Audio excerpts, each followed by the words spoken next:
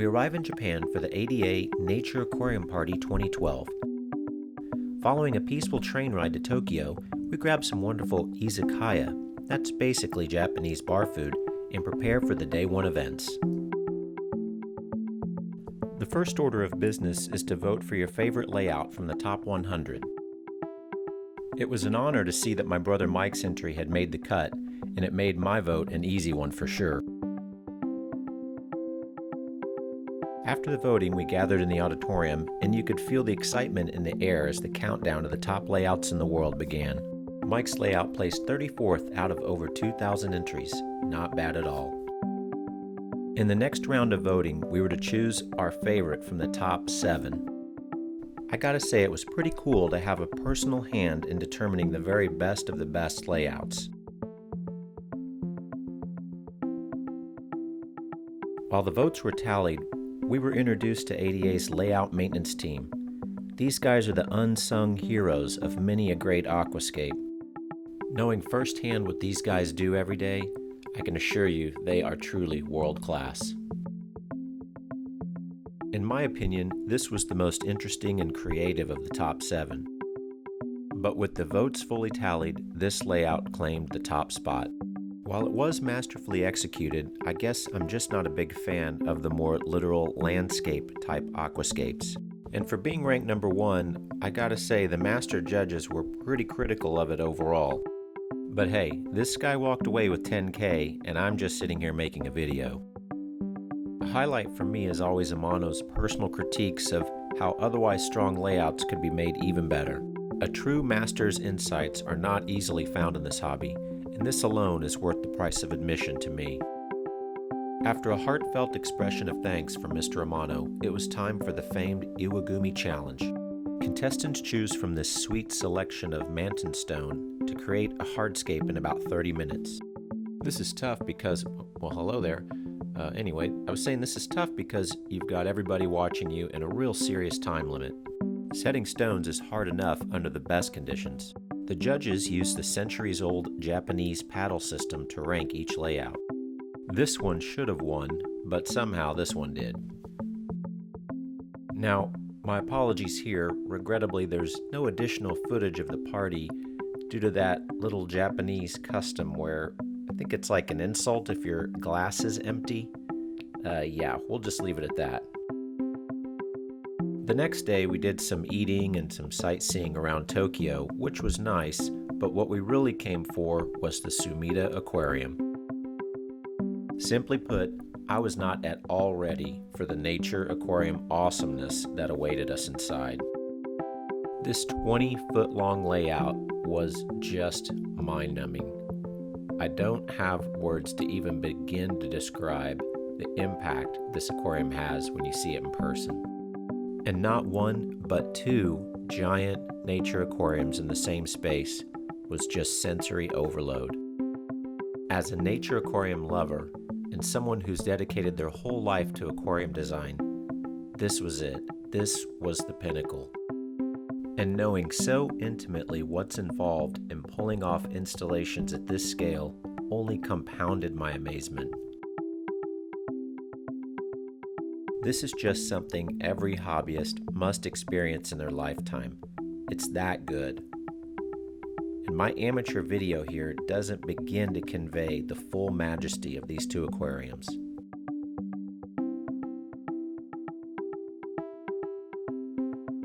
How many times can you go back and forth showing this same clip over and over again? Many times, my friends, many times. Cool, finally a chance to get a little footage of this oh, okay, maybe not. Now, we were there on a busy weekend afternoon. If you ever have a chance, I'd recommend coming during the week when it's quieter, because this is just spectacular and a place I could spend many hours for sure.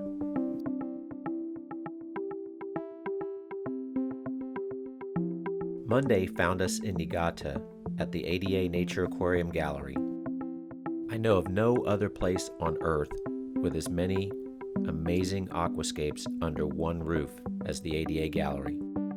It's another one of those must-see to believe aquarium destinations, and the anticipation as you round the corner and first enter the gallery is something you'll always remember.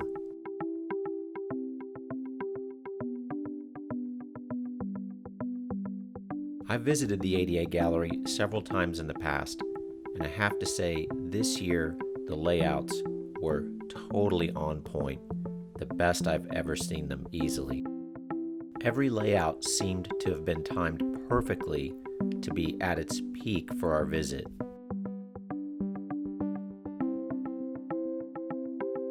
With every style represented and then some, the inspiration factor is just off the charts here.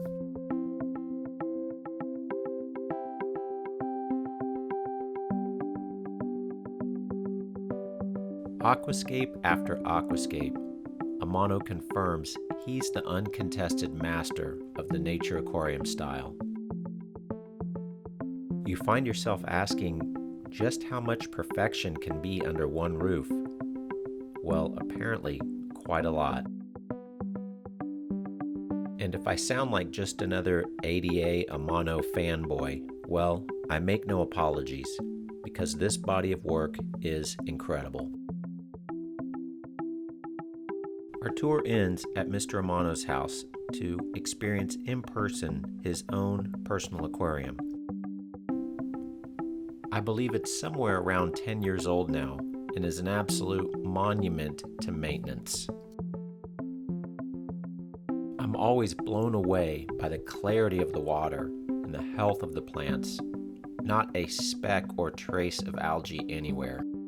And while yes, over the years, some plants have been removed and trimmed and replaced, and the fish selection has changed, but the core layout still goes on today.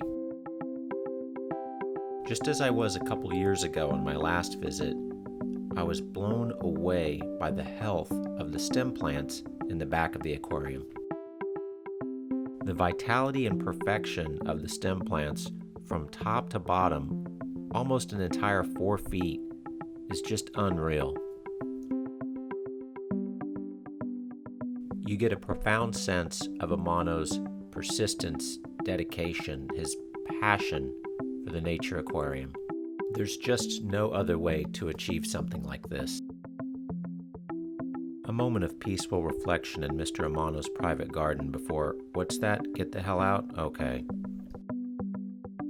This year's Nature Aquarium Party ended as it always does, with an amazing feast and plenty of easy drinking Japanese beer. So again, please forgive me if my footage is a little more minimal in this part. Old friendships renewed and new ones made. It's a wonderful end to an amazing event. A small group of us chose to stay an extra day and enjoy a special nature tour hosted by the ADA staff. I don't know where exactly we went, but I do know it was awesome. This location seemed especially steeped in Japanese wabi-sabi. It was one of those amazing wooded areas where you feel like you're literally inside of a nature aquarium.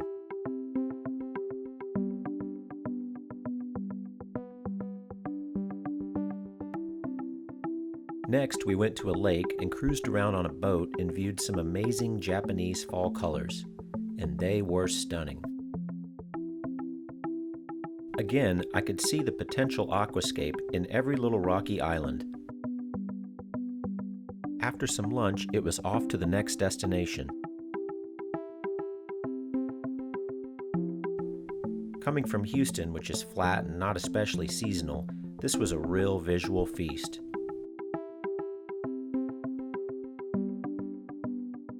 What a lovely rocky stream.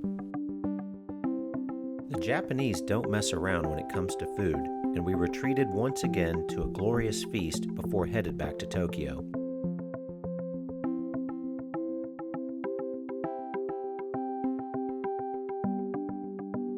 Dude, I can see you filming yourself in the window. That's better. Well, till next time, thanks for watching.